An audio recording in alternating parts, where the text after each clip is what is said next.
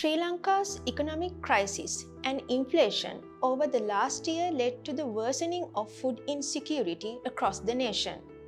While the Crop and Food Security Assessment Mission by the Food and Agriculture Organization and World Food Programme states that there has been a drop in food insecurity as of March 2023, and they estimate around 3.9 million people still face moderate food insecurity.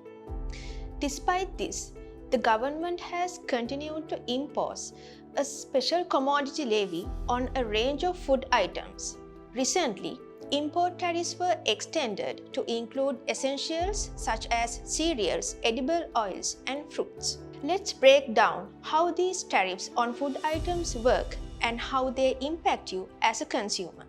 These tariffs are imposed for 1 year under the Special Commodity Levy Act. This cost us an additional 65 rupees per kilogram of certain types of rice, 50 rupees for red onions and garlic, 225 rupees for a kilogram of black gram flour, and 220 rupees for a kilogram of ground nuts. A range of dried fruits are also subject to these tariffs. Even everyday spices haven't escaped tariffs, with chilies being charged an extra 125 rupees and turmeric an extra 360 rupees per kilogram. Soybean oil, palm oil and sunflower oil were charged taxes of 250 rupees and 275 rupees respectively per kilogram, and coconut oil 125 rupees per kilogram. Margarine is charged 650 rupees per kilogram. The impact of the tariffs is twofold. Firstly, they will limit the range of products that enter the domestic market.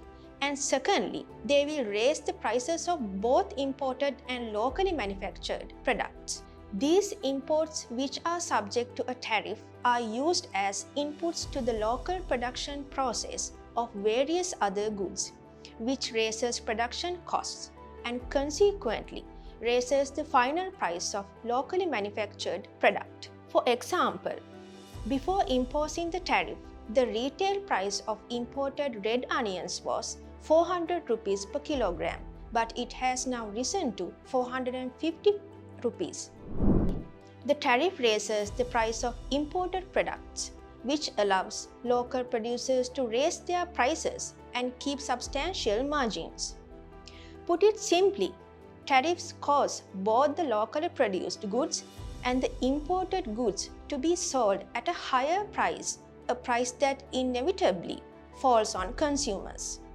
In general, Sri Lanka suffers from a complex web of import tariffs. In addition to the general customs duty and value-added tax, a number of additional levies and charges referred to as para-tariffs are applied.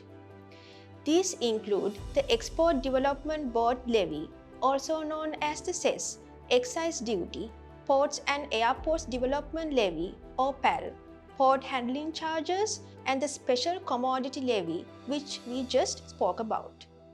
Ultimately, it is the people of Sri Lanka who have to pay the price for high and complex tariff structures, as most of these costs will have to be borne by consumers at the end of the day.